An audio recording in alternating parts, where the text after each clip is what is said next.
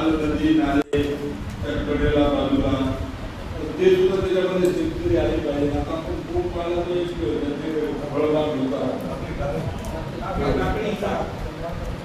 100% नुकसान झालेलं जे आता आपल्याकडे सरकारची ज्या पद्धतीनं आम्ही होती त्याची दक्षता तुमच्याकडून झाली.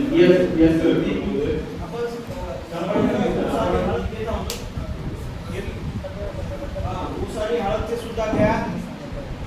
काही ठिकाणी पटवारी ऊसाचे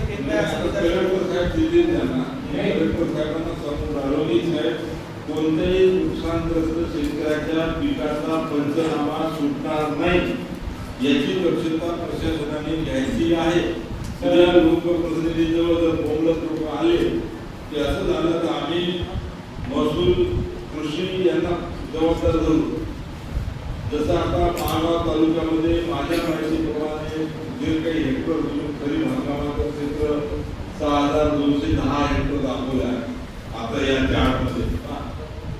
तर याच्यामध्ये इथे 5900 म्हणजे 59,630 हेक्टर दाखवला बरोबर.